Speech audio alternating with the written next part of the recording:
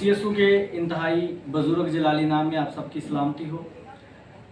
खुदावंद सुमसी का फजल और उसका इत्मीनान हमेशा आप पर और आपके घरानों पर हमेशा होता रहे। आज मैं एक बड़े अहम टॉपिक पर बात करने को हूँ। आज एक ट्रेंड बन गया है। आज जब हम सोशल मीडिया बिलखसूस हम फेसबुक को देखते हैं तो हर एक इंसान जो है वो पास्टर्स के ख़िलाफ़, जो खुदा के खादम हैं उनके ख़िलाफ़ जो है वो प्रोपोगंडे किए हुए हैं, उनको नीचा दिखाने की कोशिश किया जा रहा है और उनके ख़िलाफ़ मुख्तलिफ़ किस्म की, और मैं समझता हूँ कि बड़ी ही बेहुदा किस्म की बातें की जा रही हैं। इनफैक्ट मैंने एक का कमेंट्स पढ़ा था जिसमें उसने लिखा था कि वो खुदा का खादम उसके मतलब कह रहा था कि वो शैतान है। बड़े ही अफसोस के साथ आज मैं आपके सामने मैं आया हूँ, आपसे बात करने के लिए आया हूँ। सबसे पहले तो मैं टीवी चैनल पर बात करना चाहूँगा जिसके मतलब कहा जाता है कि ये इन्होंने रोज़गार का ज़रिया बनाया है। आपको फर्स्ट ऑफ ऑल मैं पहले बताऊं कि एक ऐसा वक्त था, एक ऐसा टाइम था कि जब हमारा क्रिसमस या हमारी ईद क़यामतुल मसीह होता था तो उसके अंदर हमारी ईद होती थी तो वहाँ पर PTV पर जो है वो एक 30 सेकंड का जो है वो स्किट दिखाया जाता था जिसमें 30 सेकंड के अंदर ईद की जो है वो खुशियाँ, चरनी, क्रिसमस इस तरह से दिखाया जाता था। सिर्फ 30 सेकंड चलता था, उसके बाद पूरा दिन पता नहीं होता था कि हमारा क्रिसमस है, हमारा ईद वलादतुल मसीह है या नहीं है। लेकिन खुदावंद के बेहद शुक्रगुजार हैं कि आज हर वक्त, हर दिन और पूरा दिन हम क्रिसमस के हवाले से गीत सुनते हैं। हम बहुत सारे घरों के अंदर लोग ड्रामों को छोड़कर, फजूल किस्म की स्टोरीज को छोड़कर वो मसीही चैनल्स जो हमारे बेहतरीन खुदा के ख़दाम ने इसको किया है, उन्होंने इसको स्टार्ट किया है। ये खुदावंद का बड़ा फजल है कि घरों के अंदर आज मसीह गीत चल रहे होते हैं, कलाम चल रहा होता है और गवाहियाँ चल रही होती हैं। और दूसरी बात, मैं उन लोगों से मुखातब हूँ जो खुदा के खादमों के ख़िलाफ़ बोलते हैं।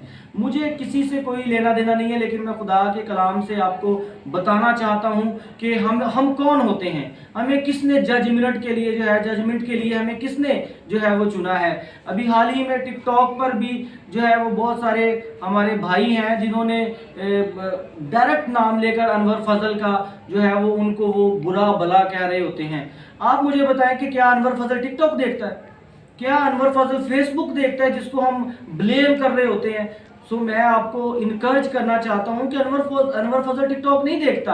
अगर आपको उसमें कुछ गलत नजर आ रहा है तो आप डायरेक्ट उसके पास जाएं और उससे बात करें और उससे कहें कि भाई ये बात गलत है, ये आपने लफ्ज गलत बोला है, ये यहाँ पर आप गलत हैं, आप हदियों के लिए पास्टर बने हैं। एनीवन आप कुछ भी है तो आप उनके पास आकर बोले।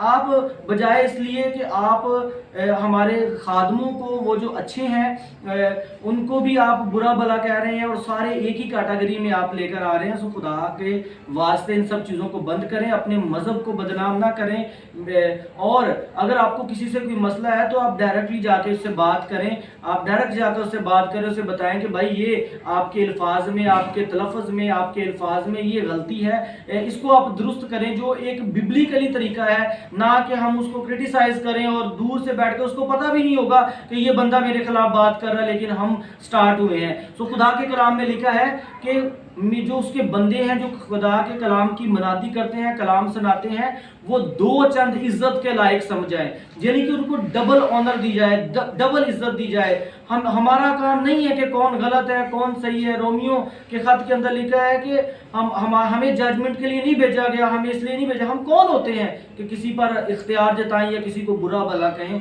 खुदा के वास्ते इन सब चीज़ों को बंद करें। मेरे बड़े प्यारे मोहतरम भाई जो बड़े अच्छे काम को लेकर चले थे, आज वो भी इसी काम पर लगे हुए हैं कि वो खादमों को उनकी आईडी में जाकर उनकी कभी तस्वीरें निकालते हैं, कभी उनकी वीडियोस निकालते हैं। छोड़ें, इन सब चीज़ों को बंद करें और आप अपने काम को जो खुदा ने आपको दिया है, ग्रेट कमीशन का काम, आप उसको लेकर चलें और खुदा के नाम को इज्जत और जलाल दें। और जहाँ पर रही बात इनकी कि ये गलत करते हैं, चले मान लेते हैं कि ये गलत है, लेकिन ये हमारा मामला नहीं है, ये इनका और खुदा का मामला है। जिनकी ये खादम है, ये हमारे खादम नहीं है, ये खुदा के खादम है। और एक पासबान की अलग ही पहचान होती है, ये खुदा का और इनका मामला है। अगर हम ही इख्तियार जताएंगे, हम ही अदालत करेंगे, तो फिर खुदा कब अदालत करेगा? फिर खुदा अदालत नहीं करेगा। और कलाम में लिखा है कि मेरे खादम जो है, मेरे बंदे जो हैं, वो दिन रात जो है रूहों के लिए जागते हैं और इनका भी हिसाब लिया जाएगा। मैं आपको बताना चाहता हूं कि अगर ये गलत करेंगे तो बेलगाम ये भी नहीं छोड़े गए, बल्कि इनको भी जो है ये बताया गया है, बल्कि इनको भी जो है वो उस क्राइटेरिया में जो है वो रखा गया है, बेलगाम इनको भी नहीं छोड़ा गया।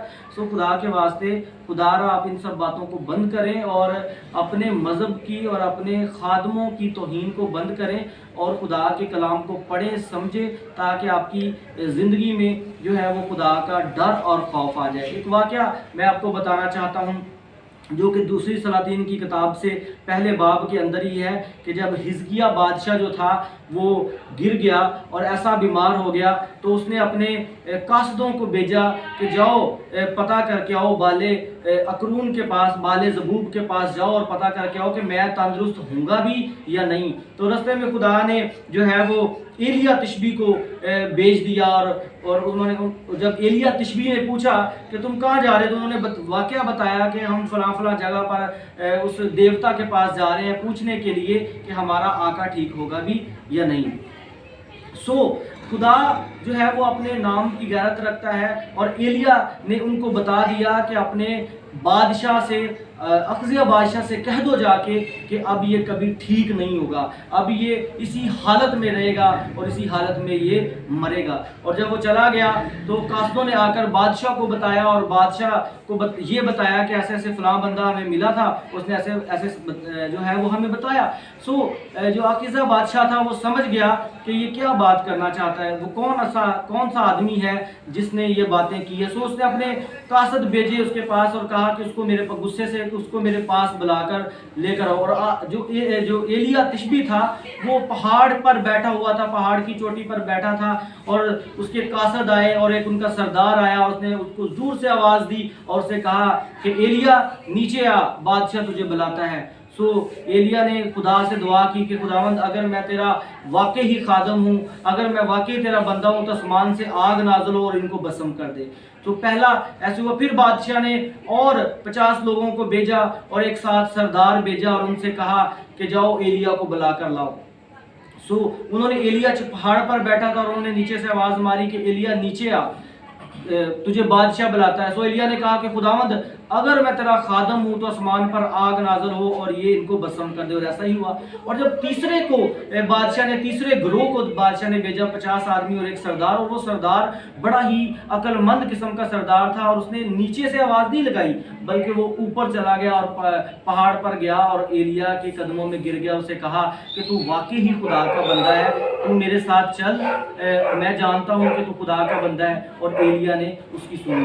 सो यहाँ पर कहने का मतलब ये है कि वो एलिया को नीचे से आवाज़ दे रहे थे, यानी कि नीचे से आवाज़ देने का मतलब ये है कि वो नीचे से, पंजाबी में अगर हम ये कहें तो आम अल्फाज में ये कहा जा सकता है, वो कह रहे थे कि ए एलिया थल्ले आ, यानी कि वो नीचे बुला रहे थे और सही अल्फाज नहीं थे और आसमान से आग नाजिल हुई और उनको भस्म कर दी। इसी तरह अलीशा नबी की मिसाल हमें सुनते हैं कि किस तरह बच्चों ने उसे गंजा कहा और उसे छुड़ाने लगे तो किस तरह सूरनियाँ निकली और उनको खा गई। और आज मैं आपको बताना चाहता हूँ कि आज भी हमारे घरों में सूरनियाँ हैं, रिछनियाँ हैं। आज भी हमारे घरों में जो हमें बेरोजगार किए हुए, हमारे जो रोजगार है उसको वो फाड़ रही है, हमें मुख्तलिफ किस्म की परेशानियों में लगाए, इसलिए कि हमारे अंदर खादमों की इज्जत नहीं है। वो खुदा के खादम है, वो गलत कर रहे हैं, सही कर रहे हैं। हमारा क्या काम है? हमारा काम जजमेंट करना नहीं है। सो खुदारा आप अपनी ये वीडियोस जो आप टिकटॉक पर बनाते हैं, फेसबुक पर बनाते हैं, इसको बंद करें। आप उसका और खुदा का मामला है, खुदा इंसाफ करने वाला है, खुदा देखने वाला है। अगर आपने वीडियोस बनानी है तो बनाएं